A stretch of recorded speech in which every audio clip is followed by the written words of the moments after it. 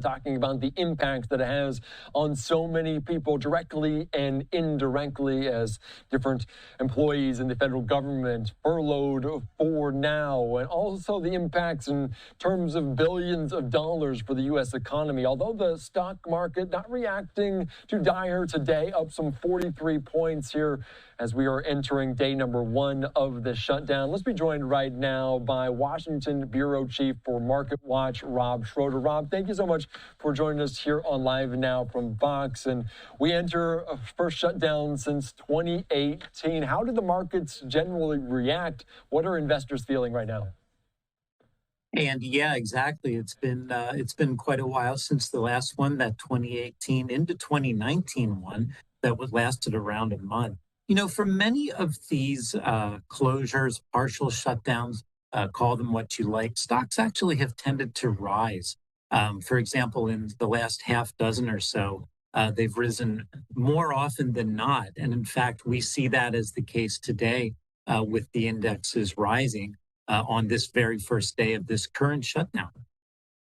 And I want to ask you, you kind of mentioned it, we talk about it, it's up some 43 points right now, just closed, made some revisions as it goes on. I don't know if it's going to get to that 35-day mark, but does it change in terms of investors' mindsets? Is there concern if there's a certain length that it expires?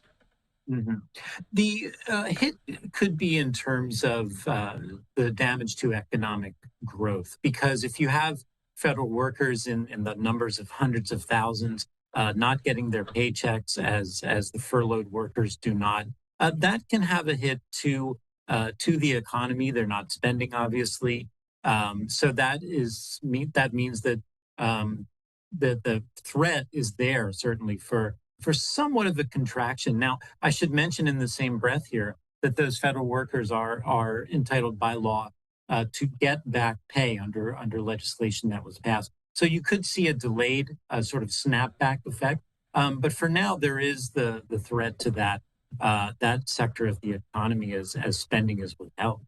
There are certain sectors that are impacted most. We talk about home loans, different things that the federal government obviously kind of has their hands on. Are there certain sectors that are impacted more by a shutdown than others? Yeah, for sure. Well, one of them that is a kind of a classic here is the transportation sector. You know, you had a trade group of the big airlines yesterday or the day before warning about this sort of thing, because the agents at those airports, the TSA agents that we all see when we go for a flight, they don't get paid either during these kinds of things. They're government employees, and the lines can be longer, the frustrations can rise. No airline wants that. No consumer wants that sort of thing. There have been cases where, these furloughed workers call in sick because, they don't want to show up during a shutdown if they're not getting paid. The frustration is out there. It's palpable, certainly. There are other sectors as well, including many government contractors of various kinds of industries. Another maybe a little bit more obscure, the Securities and Exchange Commission, of course, is affected by this. In the past, they haven't been able to do the paperwork for initial public offerings or IPOs. So if you're a startup that's looking to go public, or you're almost ready to go public and have your shares listed, that won't happen for a while until this is all over. So there's lots of things across the economy here that are impacted by this shutdown. And obviously the backlog, I think a lot of people in terms of the airline industry, you mentioned that TSA, and as this extends on, more people more prone to call out sick as they're also trying to make ends meet because they're not getting paid at least until the end of the shutdown. I do want to ask about another component in terms of jobs, because we might not see a report coming up in a couple days, but we did see a revision here as the ADP talking about private sector jobs, a revision to negative 3,000 jobs versus an earlier estimate of 54,000 gain, lowering the 3-month average from that series to 26.7 thousand. In terms of this, Rob, obviously concern over the economy. You kind of mentioned that, the GDP, just the strength of the economy. Is that cause for concern? Is that a number that's a problem? Yeah, well, certainly, if I can just talk about the jobs numbers, you mentioned ADP, which is, you may recognize that from your own paycheck, from my own paycheck. Anybody who's watching, it's the biggest private payroll processor, I believe, in the country. And like you said, it was revised down for 1 month, and this one, it showed in the latest that jobs were eliminated for the third time in 4 months. So this is something that's a big concern, obviously, for the Federal Reserve. This is the kind of thing that alarmed them enough, really, let's say, to cut rates at the last meeting, which was a couple of weeks ago. So you could say, in a sense, that it's a sort of a dirty windshield, if you like, for the Federal Reserve, because they're trying to look out at the road ahead, and they're going to be not as able to see the data if, for example, on Friday, the monthly jobs report, the payroll numbers don't come out. And at this point, it's looking unlikely that they will. You mentioned that my analogy was going to be flying blind. Is the Fed Reserve potentially going to be flying blind in terms of the policy, or is it just a little bit more murky, the kind of analogy you used? Yeah, there are other data that they can rely on. This ADP one being exactly one such data. Of course, not every data point is put out from the Bureau of Labor Statistics or the Department of Commerce. There are other, from the University of Michigan, for example, surveys of consumers. And so flying blind isn't, we discussed that as well. It's not exactly the analogy. We kind of settled on the dirty windshield and looking out and trying to peer through and see the road ahead better. All right, I appreciate all the metaphors out there just to explain it to common people like me. In terms of the Fed Reserve, though, we talk about that quite a bit. Do they meet during the shutdown? If it continues on, is that something that gets paused? Can you explain that? I know we're a little bit ways out, but just some understanding there.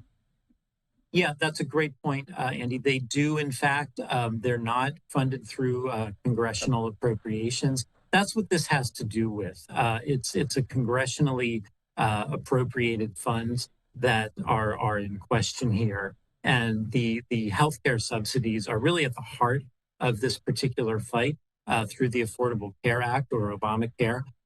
So the Fed wouldn't be impacted on this. They would still, in fact, meet. But again, to go back to that analogy that we were talking about, they don't have quite the same crystal clear view of the data that they so depend on. They always say they're data dependent to make their decisions. And one of my last questions before I let you go, because we talk about this potentially furloughs coming for federal employees. Those could not just be temporary, but permanent. Does that impact some of those reports, some of the economic data in the long run? If those jobs, is that a component potentially down the road if this gets extended, if temporary layoffs do become permanent? Yeah, certainly you would see that show up in the monthly jobs report, certainly in weekly unemployment claims. Those come out from each of the states on a regular basis on Thursday morning is when those come out. So certainly, yes, you could see an uptick in jobless claims, or in other words, layoffs. And then in the monthly non-farm payrolls report, which comes out in the beginning of each month. So absolutely, this could show up in the jobs data and be really another wrinkle in everything that's going on in the economy right now. I should say, though, that in terms of the hit to economic growth, shutdowns have typically and traditionally it's shown up, but it hasn't been huge. It's been fairly minor, although no one wants to see a hit to growth. Everyone would rather see growth expanding, but this is where we are right now. Yeah, it's obviously kind of a fragile moment, but it's interesting just to look at the historical data of it. We haven't had a real government shutdown in almost 10 years now, going on 8 years. Anything else that we're missing, Rob? Any historical or important points you want to note before I let you go? Mm-hmm. It looks like Congress, particularly the Senate, will try to do something again on Friday, as soon as Friday. So lawmakers will get back at it. And there's already some talk of moderates in both parties trying to put their heads together and come up with some sort of compromise here over the healthcare subsidies, over keeping the government open. It's Washington. There's horse trading. There's talking. the shutdown won't go on forever, but no one quite knows how long at this point. Yeah, it's anybody's guess. All right, Rob, I appreciate your time. Thank you so much for your insight. Always fascinating to chat with you. Thanks again. Thank you.